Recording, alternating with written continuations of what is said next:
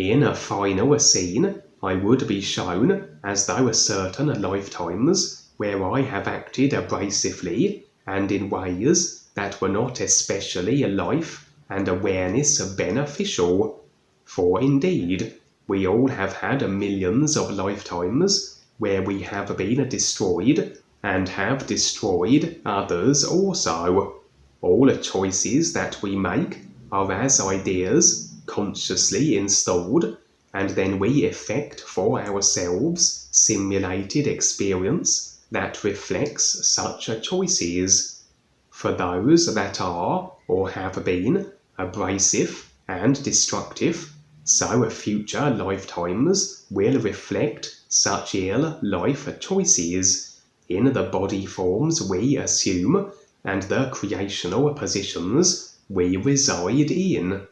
As we are destructive and restricting of others, so we may become as twisted body forms and resigned to the lower astral as an example. But through the process of awareness, so we are continuously facing and releasing the ideas of the consciousness, that we are not tap-lined and creationally bound, including then all ideas that are these various lifetimes, regardless of the choices we made and the actions we took.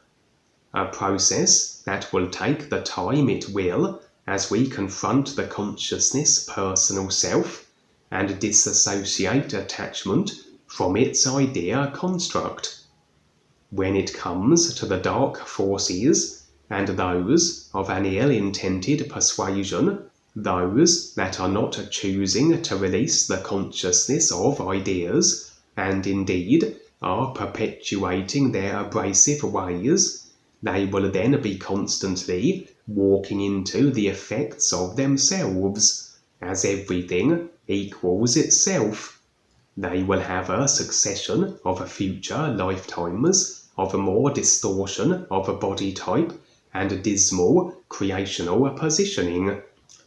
What the guides can do, however, is use this karma, these effects, as leverage. They can alter the effects the dark force characters were to experience, that although this isn't in any way a manipulation or imposition, as they will be the effects that are along similar lines to what the individual had created for themselves, so it isn't in fact a violation of free will, it is simply a managing of the effects as already decided in such a way that rather than the dark force individual operating in, say, the lower astral as a swamp beast, instead they can be displaced to the phantom zone, which serves the additional benefit of having them out of the way, that they can in no way continue to interfere with others as they may have done even from their lower astral position. In this final scene and experience then would be a similar situation in regards to the karma, the effect consequences of poor choices I had made from previous lifetimes, effects I would eventually mitigate at some stage as the complete facing and releasing of the consciousness be so, as intent to do so is maintained. And just as it is where the guides can manage the karmic debt of the dark forces, so another being with a similar capability would make itself known. As I said, I would release what is referenced as a karmic debt, all consciousness ideas, eventually, but in the meantime are many still held to, and specifically those yet to be faced, included certain past lifetimes where I had been abrasive and destructive toward others, the sequence of past lifetimes I had been shown, as though these were the very ideas the karmic debt, if you will, that this being could manage and effect then situations for those he targeted. Situations that were not very favourable, but technically managed in such a way that were in actuality effects we still had decided for ourselves. So this being wasn't imposing or racking up effects and karma for himself by choosing this role. My impressions were that this being's overall consciousness was of a very dark and ill-intended design, but it had determined the mechanics of creation that to act abrasively carries an effect, a karmic reflected penalty that one must face. But rather than be able to release its proclivity to be abusive, instead it fathomed out the capability to do as the guides do in regards to managing the karma, that not only could it then be abusive through the alternative effects it would bring upon its targets, but that its hands were clean and no karmic backlash would it receive. I would see nothing of the being but that of its eyes. They were red and spaced several meters apart, that suggested a rather large body form. And as it selected its targets, those that had what we might term ill-intended karma that it could manage, just before delivering its alternative effects, would its red eyes manifest above the individual. For only karma effects that stem from extreme ill-intended choices would be suitable for this creature, as the effects it had in mind as the alternative could only be so without incurring its own karmic backlash if the targets had effects they were to walk into that were of an equal level of abrasiveness. For as the red eyes would appear above the target, then the individual would be as though ripped apart,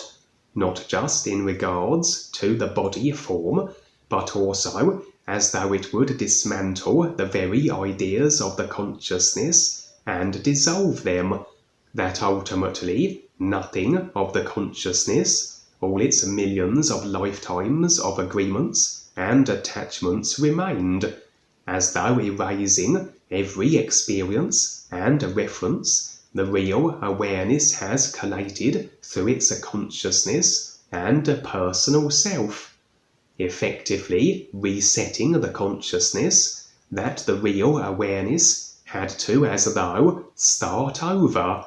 as though, despite the millions of lifetimes it had operated through in the simulator, with it all erased, it was the equivalent of once again entering a simulator for the first time and building the consciousness of ideas and effected experiences and lifetimes from scratch. An insidious situation indeed, but as I said, this being had determined who to target through the extreme abrasive effects they had created for themselves. That this was its thrill-seeking sensation, that of destroying their body forms and then erasing their consciousnesses. As I said, most, if not all of us, will have had lifetimes where we acted in very abusive ways. So really this creature has a simulator full of targets to play with, and now had its attentions on not only me, but my family, Gwen, Peter, my parents, Gary and Lindsay, my brother and sister. Its red eyes would manifest above me now, but the advantage of the real awareness with its unlimited capability in regards to its created forms is that we are far more capable than were we operating as the personal self alone, with whatever skills the personal self has developed through the consciousness. As such, I was able to evade temporarily the fate of all others who have fallen to this creature. Though you can't in reality outrun effects in creation, for your effects are your intent, and we are our intents. We are the experience and the experiencer, and as such, to attempt to escape our fate, our karma, our effects, we would be trying to outrun ourselves. But with the real awareness's capability, I afforded myself a few more moments. I would relocate into the presence of my family, who also, as I said, were on the creature's current target list, and attempt to warn them, but they seemed somewhat oblivious. Impressions suggested that yes, we can't outrun the effects that were being now managed by this creature to exact a consciousness erasing, but seemed the creature was swifter to locate its targets if technology was present, as it could use any technology as a means of access.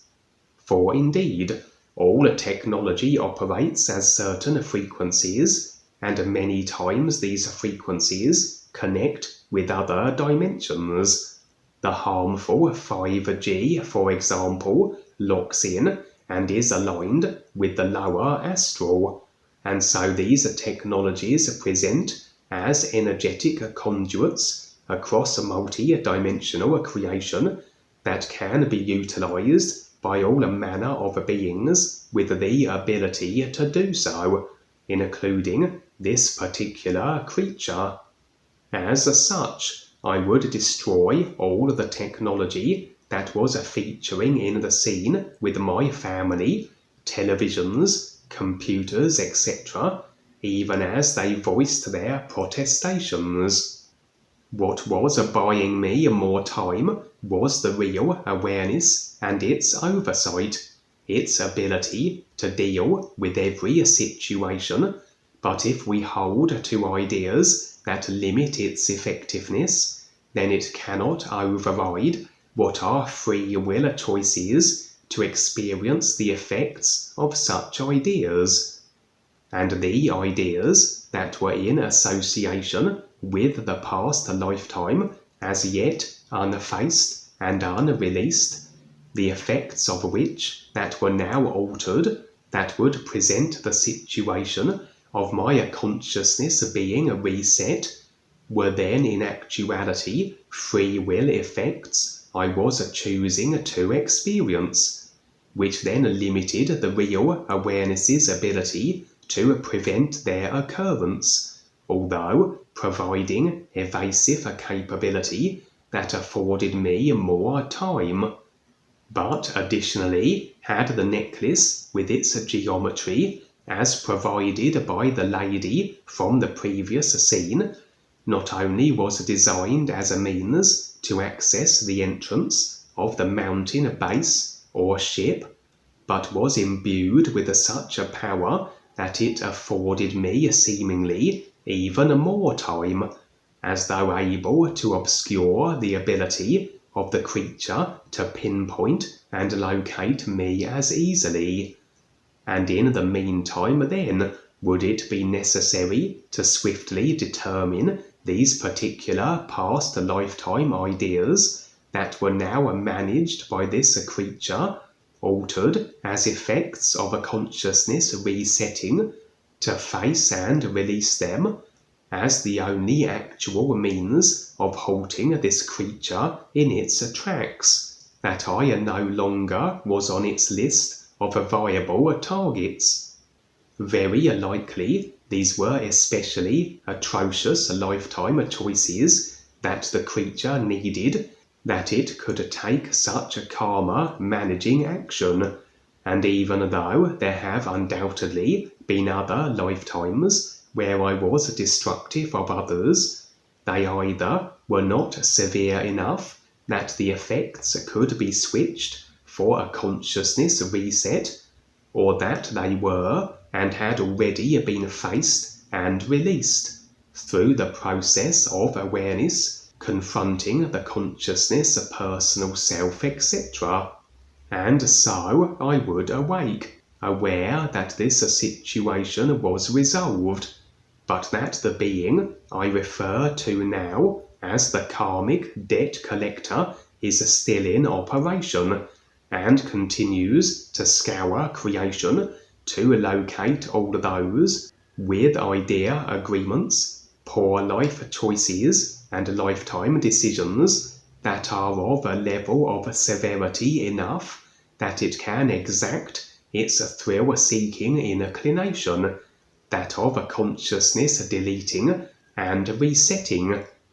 As for my targeted family, who can say? I attempted to warn them, but they all are on their own respective journeys, and ultimately, as it is with everyone and all experience, we are the deciders.